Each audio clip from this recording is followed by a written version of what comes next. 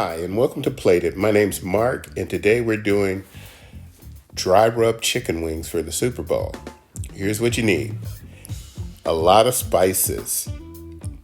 So, we've got so many spices that I'm not going to name them all, but they're the usual suspects, and we'll keep them all in the description box below. So make sure you get a chance to look at that because it's a real simple recipe that you'll enjoy for years to come. What we did after we combined everything, we actually put it all in a bowl, and then I kind of stirred everything up and combined it before I put it on the chicken wings. We're going to do chicken wings rubbed two different ways, one in the oven and one in the fryer. So let's get the chicken wings rubbed up. Make sure you coat it very well. Those seasonings and spices will be permeating throughout this recipe because that's all you have is chicken and spices. We're not putting any flour on, any cornstarch, none of that. We're just dry rubbing these wings. By the way, these wings have also been brined. I can show you that, but if you look at my other video, the Southern Fried Chicken video, you'll see the brine that we did for that one. And you can do that as well before you even season these up. But we're putting them on a baking rack, spreading them out so they have room, and then we're going to bake them at 425 degrees for about 50 minutes. And you want to make sure that you don't open the oven only to turn midway through. I'll show you when we did that as well. So let's go ahead and put these in the oven, and then we can actually get going on seasoning the second batch.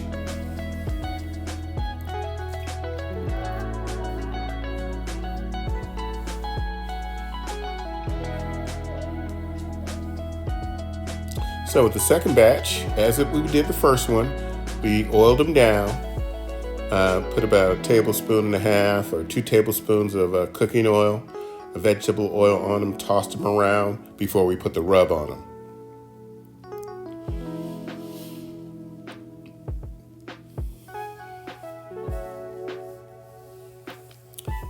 And repeat as you did with the first batch. You just rub them together real good, but this time we're going to put them in the fryer. We got the oil up to about 335 degrees. And then so that's like a medium high on your gas stove. And then we actually put the oil in there, got it hot, and then put the chicken in very carefully because you don't want to burn yourself. So be very careful out here. But those are looking good. They're all seasoned up the way that you want them. Now going back to the first batch that we got in the oven, this is halfway through. We're flipping them over, and those will be set, and you'll see those when they're plated. So I just wanted to let you know that halfway through the oven process, we went ahead and turned each chicken over. You can see that one side's a little crispier than the other, so that's why we're flipping them.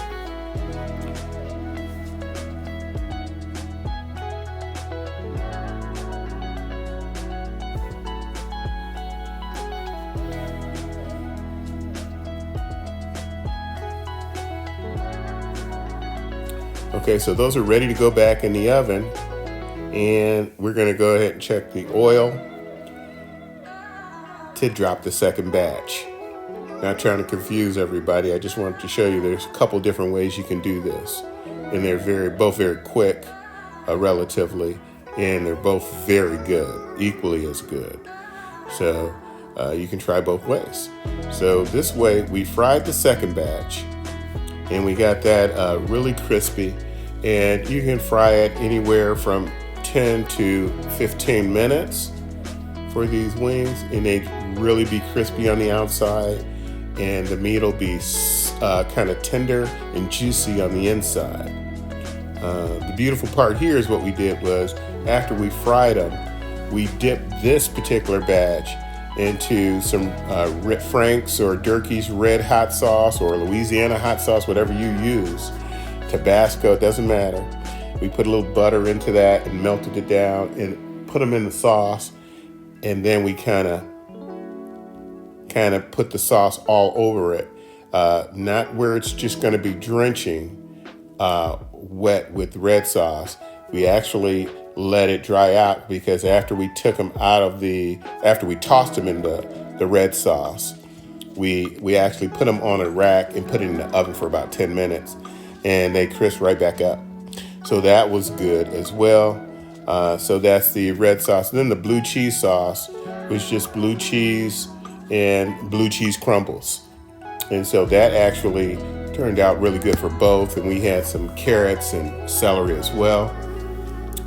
But we'd like to thank everybody for watching our channel. Our channel has grown, and we're showing you these recipes for a reason, so you can be at home with your family and cook and not spend so much money out in the streets.